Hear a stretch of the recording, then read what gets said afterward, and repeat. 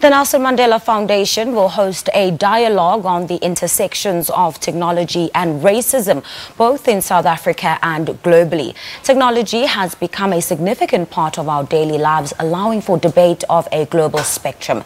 The dialogue will allow participants the opportunity to engage and understand technology and also help to sharpen the focus on the structures of racism that maintain inequality and indignity. Well, to tell us more about the dialogue, we're joined in studio by Sello Hatang. Welcome to Morning Live and good morning. Thank you very much. Good morning.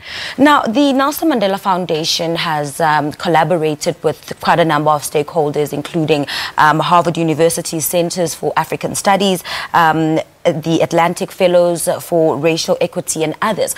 Tell us about this collaboration and what it means to this particular cause. Thank you very much. This is, excuse me, this is the first of many dialogues that we're going to have with the African, the Afri Fellows. Part of the program is, this is a 10-year program, and this would be our first cohort of fellows who will be participating in what we're looking at as something to be concerned about, to look into and to interrogate in order to see how technology helps fuel racism, but also how technology brings forth attitudes that we always think are gone. The Human Rights Commission was telling us, the Commissioner Makwetla was telling us recently how it's because of Facebook that we know of racism that then would erupt, because someone will be thinking that they just chatting to pal, and they would then say something on social media, and next moment there's a screen grab of that and there's a complaint to the Human Rights Commission. So in a way, we want to look at how we need to be using technology to report these incidents, but also how technology can be used to fuel the negative elements of racism and inequality.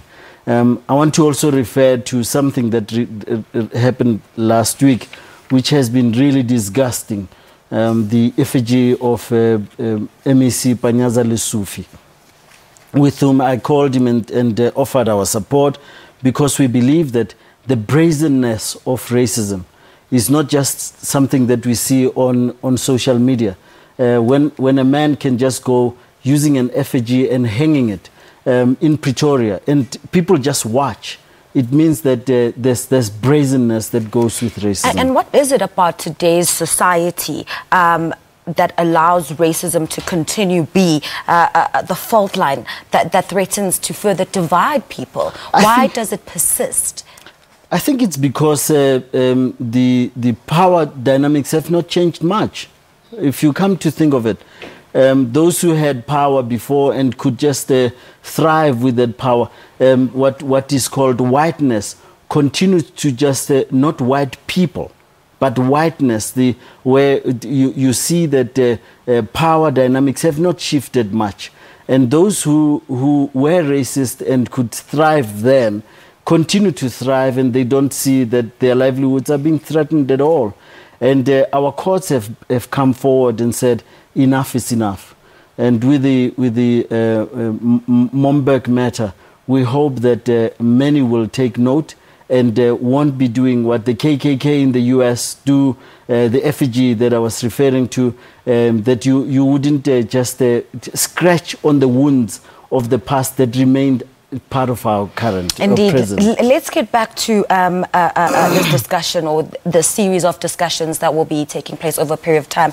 The speakers that you guys have invited to this particular one, take us through some of those names. Well, these are people who are experts on digital media. They are people who have worked with digital media and have looked into how reporting can be done, for example.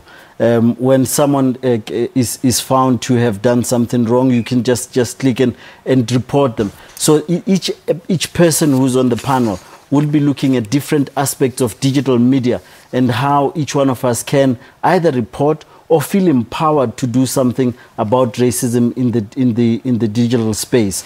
Lastly, Sello, before I let you go, when and where will this dialogue take place? This will be this coming week. and at the Nelson Mandela Foundation. So for more information and for RSVPing, if you can go to our website, nelsonmandela.org, and you will then be able to RSVP. So if you can please do that, then you can join us. Indeed. Sello Hatang, thank you very much for your time. Yes, that is indeed Sello Hatang speaking to us about the series of dialogues that the Nelson Mandela Foundation will be hosting. So you can go on the website for more information.